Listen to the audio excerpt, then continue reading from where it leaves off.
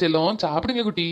அண்ணா, செல்லம்ல சாப்பிடு, கொஞ்சமா சாப்பிட்ரு. இன்னும் கொஞ்சமா சாப்பிட்றியா? சாப்பிட்டாலா இல்லையா என் பேத்தி? எங்கத்தே 1 மணி நேரமா ஊட்டிக்கிட்டு இருக்கேன். விளையாண்டு விளையாண்டு இப்பதான் ஓரளவுக்கு கொஞ்சம் சாப்பிட்டுருக்கா.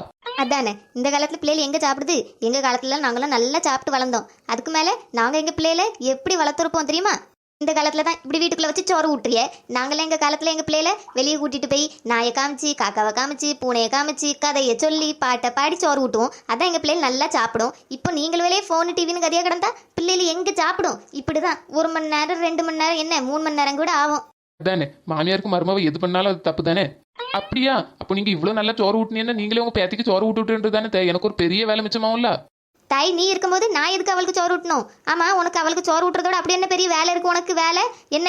வெளியே தோழிகளோட சுத்த போகணுமோ? ஐயா அப்படி இல்லதே. என்னமோ நாங்க டிவி காமிச்சு போனை காமிச்சு சோறு விட்டுறதால பிள்ளைகள் சாப்பிட மாட்டேக்கி.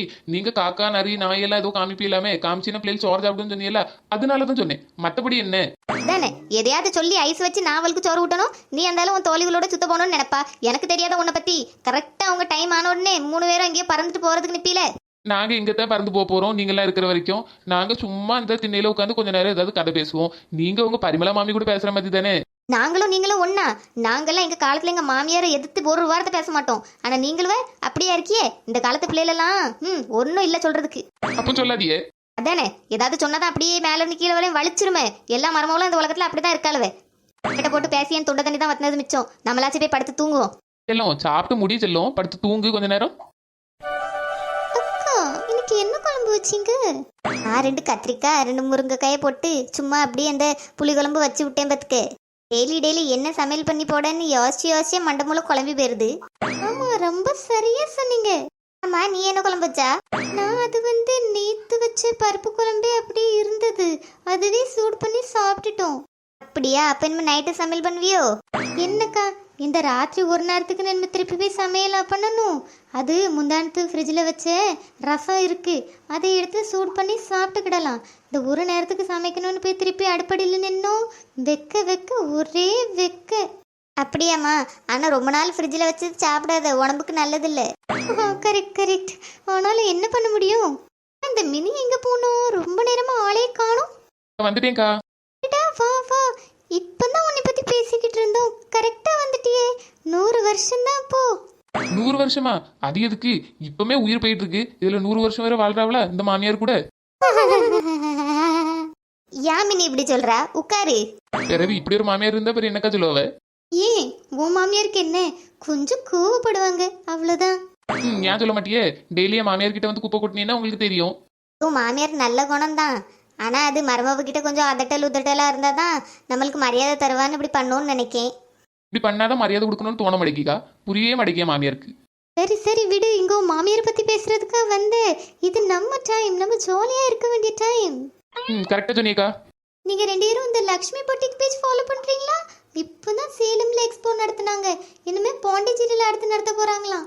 நம்ம ஊருக்கு எப்போ வருவாங்கன்னு நான் வெயிட் பண்ணிட்டு இருக்கேன். வந்தாங்கன்னா போய் சாரீஸ் அள்ளிட்டு வந்துட வேண்டியதான். லட்சுமி ஜல கடையா? எது அந்த முக்குதரில் இருக்க அந்த கடையா? நோ, அது இல்லக்கா. இன்ஸ்டாகிராம்ல அவங்களுக்கு பேஜ் இருக்கு. அதுல அவங்க சாரீ செல் பண்றாங்க. நம்ம ஆன்லைன்ல வாங்கலாம். இப்படி ஊரா போய் எக்ஸ்போ போடுவாங்க. அங்க போய் நம்ம பார்த்தே வாங்கலாம். சூப்பரா இருக்கும் சாரீஸ், தெரியுமா? கிராமா? எந்த கிராமு? எத்தனை கிராமு? ஏக்கா அது கிராமு கிலோ கணக்கு கிடையாது. அது இன்ஸ்டாகிராம். அப்படின்னா இந்த ஆன்லைன்ல வந்து ஒரு கடை மாதிரி வச்சிருக்காவ பார்த்துக்கிடுங்க. அவங்க வந்து அதுல சேலையே செல் பண்ணுவாங்க. நிறைய சேலை வெரைட்டியா சேலை போட்டிருப்பாங்க. நம்மளுக்கு எது வாங்கணுமோ பார்த்து நம்ம அது வந்து ஆன்லைன்ல வாங்கிக்கிடலாம். அதே மாதிரி அவங்க எக்ஸ்போ அப்படின்ட்டு ஒவ்வொரு ஊருக்கும் போய் அவிய ஸ்டாக் எல்லாம் கொண்டு போய் அங்க மக்களுக்கு காமிப்பாங்க. இப்போ நம்மளுக்கு பிடிச்சிருந்தா நம்ம பார்த்தே வாங்கிக்கிடலாம் சேலைய. என்ன மினி சொல்றா? கடையே இல்லாம சேலை விற்காவளா? ஆமாக்கா, இப்பெல்லாம் நீங்க எதுனாலும் ஆன்லைன்ல வித்துடலாம். உங்களுக்கு இங்கதான் கடை இருக்கணும் அங்கதான் கடை இருக்கணும் அப்படி கிடையாது. உலகத்துல யாருக்குனாலும் நீங்க உங்க பொருளை விற்கலாம். எஸ். ஓ, இப்படிலாம் இருக்கோ? அது வந்து என் மொபைல்ல தான் எல்லாம் பாப்பாலு பத்துக்க. எனக்கு அதெல்லாம் ஒன்றும் தெரியாது. லக்ஷ்மி பொட்டிக்கு மட்டும் இல்லக்கா, இப்பெல்லாம் நிறைய இன்ஸ்டாகிராம் பேஜ் இருக்கு, நிறைய வெப்சைட் இருக்கு, ஆப் இருக்கு. அதுல நம்ம வந்து என்ன வேணுமோ அதெல்லாம் வாங்கிக்கிடலாம். ஆனா நம்ம தான் இப்படி கூறு கிட்ட குப்பாய் மாதிரி ஒண்ணுமே பண்ண தெரியாம வீட்டிலேயே ஒரு பைசாக்கு பிரயோஜனம் இல்லாம உட்காந்துருக்கோம். நான் அப்படி சொல்றேம்மா.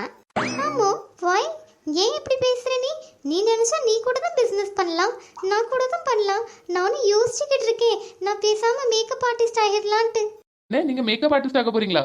ஆமா, பேசாம ஒரு கோர்ஸ் மட்டும் முடிச்சிட்டோன்னு வை மேக்கப் ஆர்டிஸ்ட்க்கு. இந்த சுத்து வட்டாரத்துல எல்லா கல்யாணத்துலயும் போய் பொண்ணுக்கு மேக்கப் போட்டோம்னா அது போதாதா? அதுவே ஒரு நல்ல தொழிலாயிரும்ல. நல்ல ஐடியா தான். எஸ் எஸ், நான் அதை தான் பண்ணலான்னு நினச்சிக்கிட்டு இருக்கேன். டெய்லி டெய்லி போய் வேலை பார்க்கணுன்னு அவசியம் இல்லை, இந்த நேரத்துக்கு வேலை பார்க்கணுன்னு அவசியம் இல்லை. என்னைக்கு முகூர்த்த நாளோ என்னைக்கு கல்யாணம் இருக்கோ அன்னைக்கு நம்மள புக் பண்ணுவாங்க. போனோமா, மேக்கப்பை பூசினோமா, பணத்தை வாங்கினோமா, வந்தோமான்னு இருக்கலாம். அப்படியாம்மா? அப்போ ஆஃபீஸ்க்குலாம் போக வேண்டாமோ? இல்லக்கா, போக வேண்டாம். என்னைக்கு முகூர்த்த நாள் இருக்கோ, யார் நம்மள புக் பண்றாங்களோ அவங்களுக்கு போய் மேக்கப் மட்டும் போட்டு வந்தா போதும். இதுலயே இப்போ நிறைய பேர் நிறைய சம்பாதிக்காவ. 10,000 20,000, அதுவே நல்ல ப்ரொஃபஷனலா ஆயிட்டாங்கன்னா 1 லட்சம் வரைக்கும் கூட வாங்குறாங்க. 1 லட்சமா? ஆமா, 1 லட்சம் தான். 1 லட்சமா? மூஞ்சில பவுடர் அடிக்கிறதுக்கா 1 லட்சம்? அந்த காலத்துல எல்லாம் 1 லட்சம் ரூபாயில கல்யாணமே பண்ணி முடிச்சிருவாங்களே. அதான்க்கா, அது அந்த காலம், இது இந்த காலம். அதெல்லாம் அப்படிதான்க்கா. இப்பெல்லாம் பாருங்க, நீங்க யூடியூப்ல வீடியோ போட்டே ஒவ்வொருத்தரும் எவ்வளவு சம்பாதிக்காவ, எவ்வளவு வீடுலாம் கிட்டுறாவ. நம்ம தான் ஒண்ணுமே தெரியாம இருந்திருக்கோம். என்ன வீடியோ எடுத்து வீடு கட்டுறாவளா?